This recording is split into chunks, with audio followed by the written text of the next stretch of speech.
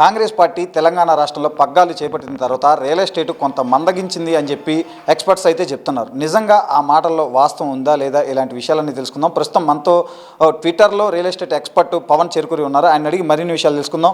ముఖ్యంగా అసలు బీఆర్ఎస్ హయాంలో తెలంగాణలో ముఖ్యంగా దట్టు చూసుకుంటే హైదరాబాద్లో రియల్ ఎస్టేట్ ఎలా ఉంది, అలాగే కాంగ్రెస్ పార్టీ అధికారం చేపట్టిన తర్వాత ఈ 10 నెలల్లో హైదరాబాద్లో కానీ తెలంగాణలో కానీ రియల్ ఎస్టేట్ ఎలా ఉంది, ఇలాంటి విషయాలన్నీ తెలుసుకుందాం. ప్రస్తుతం మనతో పవన్ చెరుకూరి ఉన్నారు. ఆయన అడిగి మరిన్ని విషయాలు తెలుసుకుందాం. సార్ నమస్తే సార్. అసలు ప్రస్తుతం తెలంగాణలో ఈ 10 నెలల్లో కాంగ్రెస్ పార్టీ అధికారం చేపట్టి 10 నెలలు అవుతుంది. ఈ 10 నెలల్లో హైదరాబాద్లో అలాగే తెలంగాణలో రియల్ ఎస్టేట్ ఎలా ఉందంటారు? అసలు రియల్ ఎస్టేట్ యాక్చువల్లీ బాగుందండి. సో మీరు అడిగినట్టు ప్రీవియస్ క్వశ్చన్లో బీఆర్ఎస్ గవర్నమెంట్ ఎప్పుడైతే ఉండిందో 2014 నుంచి Hyderabad real estate has seen very exponential growth అండి. చాలా బాగా పెరిగింది. పీపుల్ హూ వాంటెడ్ ఫ్లాట్స్ కానీ అపార్ట్మెంట్స్ కానీ విల్లాస్ కానీ ఏదైనా కానీ who wanted different real estate portfolios అందరూ కూడా బాగా కొనుక్కున్నారు. సో ఈ లాస్ట్ ఎప్పుడైతే గవర్నమెంట్ చేంజ్ వచ్చిందో people were actually government change కానీ దీనిలో కానీ they were actually looking for నిజంగానే what will happen after the government change అయిన తర్వాత ఏంది అన్న దాని మీద ఒక ఎలక్షన్కి ఒక 3-4 మంత్స్ ముందు నుంచే కూడా మా రియల్ ఎస్టేట్ కొంచెం స్లో అయింది. ఆ తర్వాత గవర్నమెంట్ చేంజ్ అయిన తర్వాత వాట్ ఆర్ దేర్ పాలసీస్, వాళ్ళు ఏం చేయాలనుకుంటున్నారు, what is their stand with respect to real estate అన్న దాని మీద ఫస్ట్లో కొంచెం స్లో ఉండింది మార్కెట్. బట్ నెమ్మదిగా ఇప్పుడు కూడా ఏంది అంటే కనుక ఎండ్ యూజర్స్ ఎవరైతే ఉన్నారో హైదరాబాద్లో ఎప్పటి నుంచో ఉంటున్న సాఫ్ట్వేర్ ఎంప్లాయీస్ కావచ్చు, ఎవరైతే NRIs who are coming from US కానీ యూకే నుంచి రిటర్న్ అవుతున్న వాళ్ళు కావచ్చు, వాళ్ళందరూ అయితే డెఫినెట్గా ఇప్పుడు అపార్ట్మెంట్స్ కానీ విల్లాస్ కానీ ఏదైతే అది కొనుక్కుంటున్నారండి. అయితే మీరు చెప్పండి, బీఆర్ఎస్ గవర్నమెంట్తో పోలిస్తే ఈ 10 నెలల్లో రియల్ ఎస్టేట్ ఏమైనా పెరిగిందా, తగ్గిందా, లేదంటే అంతే స్థిమితంగా కొనసాగుతుందా? I would say it is slowly and stably growing అండి. సో ఏంటంటే అంత ఫాస్ట్గా మార్కెట్ అబ్సల్యూట్లీ వెరీ హ్యూమంగస్గా పెరిగిపోతుంది అని అయితే నేను చెప్పను. But only thing is what I understand from the analytics point of view or sales point of view చూసుకుంటే కనుక బీఆర్ఎస్ గవర్నమెంట్ వెళ్ళిపోయిన తర్వాత మన కాంగ్రెస్ గవర్నమెంట్ వచ్చిన తర్వాత అయితే మాత్రం మార్కెట్ అంతా స్తబ్దతగానే ఉంది, స్లోగానే వెళ్తుంది. నేను అన్నట్టు బయ్యర్స్ మార్కెట్ కింద మారిందండి. సో ఇదివరకు ఏంటంటే లాస్ట్ 3 years 4 years టైంలో we have to understand why ఈ స్టేజ్కి వచ్చాము అన్న దాని మీద. లాస్ట్ 3 years 4 yearsలో ఏమైంది అంటే కనుక కోవిడ్ తర్వాత పీపుల్ వాంటెడ్ లార్జర్ స్పేసెస్ కానీ పెద్ద పెద్ద హౌసెస్ కానీ ఇవి కానీ అవి కానీ కోరుకున్నారు. ఎందుకంటే వర్క్ ఫ్రమ్ హోముల వల్ల వీటి వల్ల అట్ల వల్ల.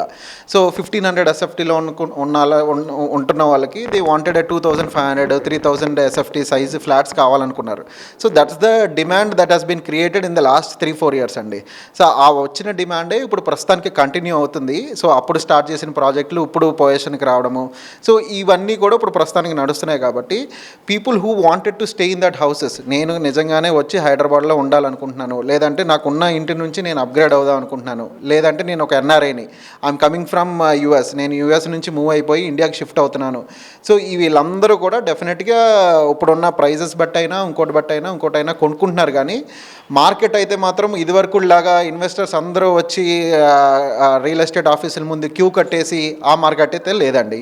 అయితే సీఎం రేవంత్ రెడ్డి అసెంబ్లీ సాక్షిగానే 4th సిటీ అనేది, అంటే ఒక ఫ్యూచర్ సిటీ అనేది ఒకటి ప్రకటించారు. అది అసలు ఎలా ఉండబోతుంది ఏంటి? ఎందుకంటే మనం గతంలో చూసుకున్నాం చంద్రబాబు నాయుడు హయాంలో, అంటే ఉమ్మడి ఆంధ్రప్రదేశ్లో సైబరాబాదు ఒక కొత్తగా, అంటే ఉన్నప్పటికీ కూడా ఒక చిన్న ప్రదేశంగా ఉన్నప్పటికీ కూడా ఇప్పుడు ఒక చాలా పెద్ద ఇదిగా విస్తరించింది. అమెరికాతో పాటు పోటీ పడేలా కంపెనీలు ఇవన్నీ వచ్చినాయి. తర్వాత దాన్ని రాజశేఖర రెడ్డి కొనసాగించారు. ఆ తర్వాత కేసీఆర్ కొనసాగించడంతో పాటు కొత్తగా మరొక ప్రదేశాన్ని రాచకొండ అనే దాన్ని వెలుగులోకి తీసుకొచ్చారు. బట్ అంటే సైబరాబాద్తో పోలిస్తే రాచకొండ అయితే అంత డెవలప్ అవ్వలేదు అనుకోవచ్చు. బట్ ఇప్పుడు రేవంత్ రెడ్డి మాత్రం ఫ్యూచర్ సిటీ 4th సిటీ అంటున్నారు. నిజంగా దానికి ఎంతవరకు స్కోప్ ఉంది? అక్కడ రియల్ ఎస్టేట్ ఏ విధంగా ఉండబోతుంది అంటారు? సో 4th సిటీ అన్న కాన్సెప్ట్ అన్నది it's an unique concept from the new government అండి. So we have to encourage what is the initiative they are coming up with. So ఆయన చెప్పినట్టు ఒకప్పుడు హైదరాబాద్ ఉండేది, కోర్ హైదరాబాద్లో ఉండేది. తర్వాత నెమ్మదిగా సికింద్రాబాద్, ఆ తర్వాత సైబరాబాద్, మీరు చెప్పినట్టు ఐటీ ఎప్పుడైతే బ్లూమ్ అయిందో అప్పటి నుంచి సైబరాబాద్ అన్న ఏరియా ఓవరాల్గా ఎక్స్పాండ్ అయింది. సిటీ కూడా వెస్ట్కి మూవ్ అయింది. So if you compare other directions, అంటే మీరు హైదరాబాద్ని ఒక కోర్ సెంటర్ లాగా తీసుకుంటే కనుక ఈ మేజర్ సైడ్ అంతా కూడా వెస్ట్ ఆఫ్ ద హైదరాబాద్ ఎక్కువ పెరిగిందండి. సో ఇప్పుడు కొత్త గవర్నమెంట్ వచ్చిన తర్వాత వాళ్ళు తీసుకున్న ఇనిషియేటివ్, అంటే మీకు 4th సిటీ అన్నది ఏదైతే ఉందో వాళ్ళ కాన్సెప్ట్ వచ్చి పాత గవర్నమెంట్, అంటే బీఆర్ఎస్ గవర్నమెంట్ ఏదైతే ఫార్మా సిటీ అని చెప్పి ఒక 19,000 acres ఆఫ్ ల్యాండ్ పార్సెల్ని వాళ్ళు ఎక్వైర్ చేశారు. సో ఆ ఎక్వైర్ చేసిన ల్యాండ్ పార్సెల్కి ఇప్పుడు కరెంట్ గవర్నమెంట్ వాళ్ళు ఏం చెప్పారంటే మొత్తం ల్యాండ్ పార్సెల్ మనం ఓన్లీ ఫార్మా క్లస్టర్కి అలకేట్ చేయకుండా different pharma clusters across the ORR పెట్టుకుందాము. ఈ హ్యూజ్ ల్యాండ్ పార్సెల్ ఏదైతే ఉందో దాంట్లో మనం ఒక ఫోర్త్ సిటీ లాగా ఒక న్యూయార్క్ తలదన్నే సిటీ లాంటిది తీసుకొద్దాం అన్నది it's a very good initiative and we have to encourage the government in that. కానీ ఇందులో what we have to understand is it's a long term process అండి.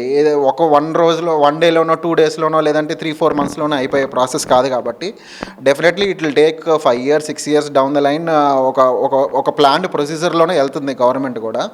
But we have to encourage them, tell them, what to say, as people of so-called Hyderabad, I definitely encourage. And in the real estate sector, in the real estate, being into this particular field, understanding the people's pulse also, they are also encouraging that particular thing. And but only thing is, it should be in an organic way. Suddenly, ఏదో వచ్చింది కదా అని చెప్పి రేట్లు ఒకేసారి పెరిగిపోయి ఒకేసారి మళ్ళీ అక్కడ ఏమి రేట్లు లేవు అది ఇది అన్నట్టుగా కాకుండా స్లోలీ ఎక్స్పెన్షియల్గా అయితే గ్రో అవుతుందండి ఆ ఏరియా అయితే.